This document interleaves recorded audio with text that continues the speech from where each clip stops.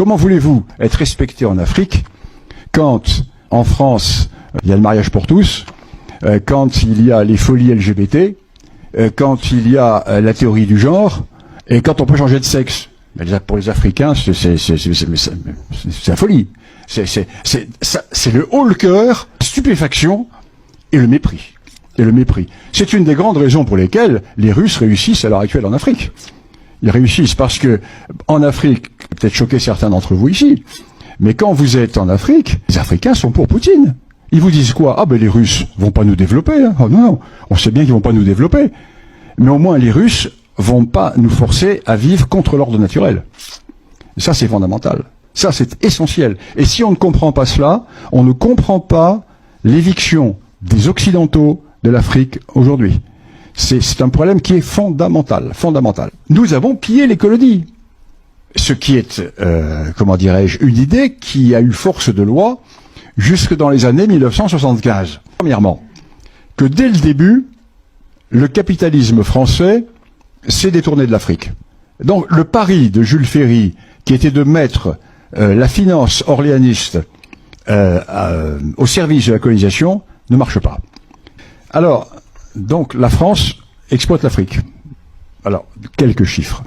2019, donc juste avant le Covid, je prends un chiffre qui est incontestable, les chiffres de la Banque de France. 2019, avant le Covid, le total de toutes les exportations françaises, alors biens, services, etc., total, 759 milliards d'euros. Vous avez en tête 759 milliards d'euros. Quelle était la part de toute l'Afrique? 25,9 milliards d'euros. Donc 759, 25. C'est-à-dire 3,42% de tout le commerce extérieur français, exportation. C'est-à-dire, ça ne compte pas. C'est inexistant. Mais plus important encore, ces 3,42%, plus de 50% sont avec l'Algérie, la Tunisie et le Maroc. C'est-à-dire que les 49 États au sud du Sahara n'existent pas dans le commerce français. Exportation, donc on nous dit, la France exploite l'Afrique. Importation. La France importe d'Afrique le pétrole, le Niger, l'uranium, etc. Alors on va prendre des chiffres. Toujours 2019.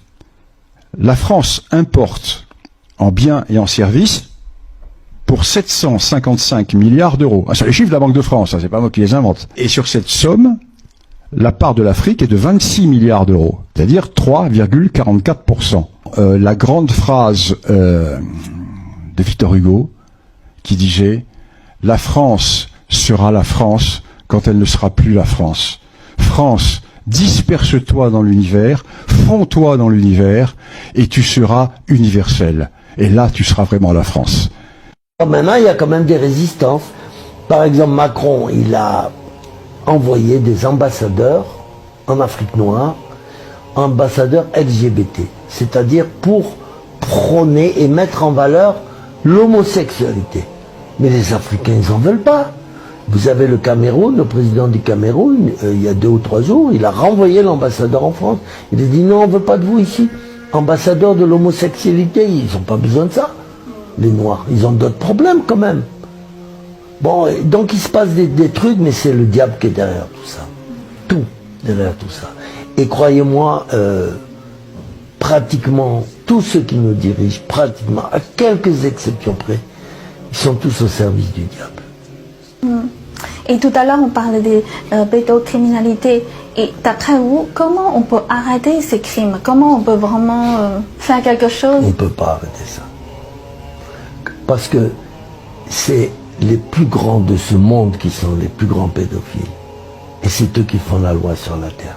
On ne peut pas les arrêter. Le pape, vous pouvez arrêter le pape, le mettre en prison? Non. Et pourtant, il y en a des pédophiles au Vatican, il le sait, il travaille avec eux, il dit rien. Le pape prend de la cocaïne, je l'ai dit 1000 fois, dans mes livres, dans mes émissions. Est-ce qu'on peut l'arrêter? Non, on arrête les petits.